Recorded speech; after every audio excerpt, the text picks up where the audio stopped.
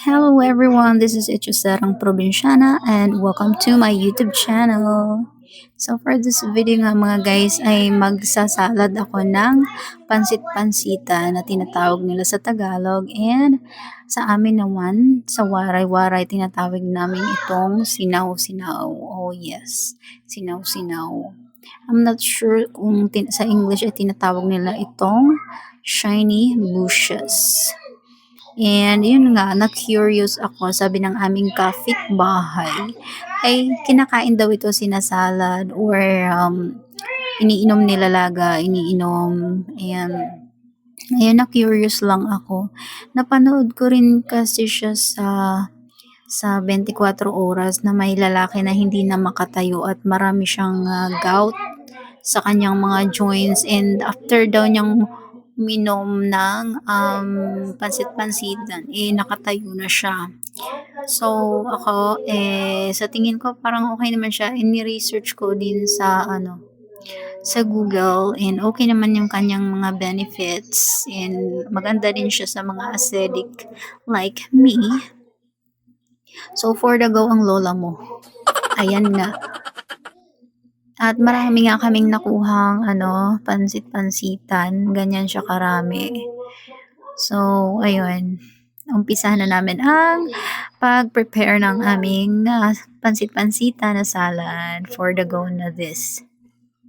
So, dito nga ay tinatanggal namin yung mga buto para maitanim namin, para marami pang tumubo na mga sinaw-sinaw or pansit-pansitan sa paligid namin. Ayan. At syempre, huhugasan ko to ng bonggang-bongga, mga 100 times. Charot. So, ito na nga pala lahat ng dahon na nalinis namin. And, ito naman yung kanyang mga buto. Ayan, mga itim-itim na yan. Yung itatanim namin. So, ito na yung mga dahon na nalinis na. Ganyan lang siya karami. And then, ayan yung aking mga ilalagay. Meron akong extra virgin olive oil, and apple cider vinegar. Meron din kaming sesame seed, and honey, my love so sweet. So, ito naman yung aking boiled egg, hindi mawawala.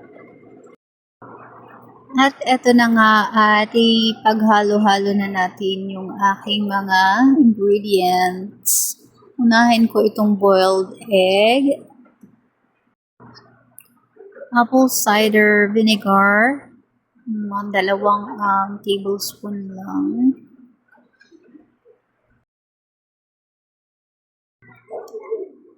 Sunod naman ang olive oil, extra virgin, mga 2 kutsara din, para naman bonggang-bongga.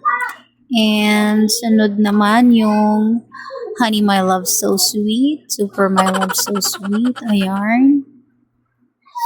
And ubusin ko na nga pala dahil last na ate.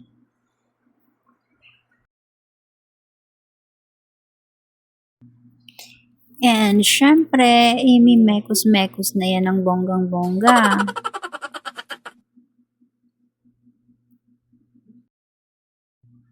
So, ayan na nga, plain lang talaga yung aking salad, shiny bush.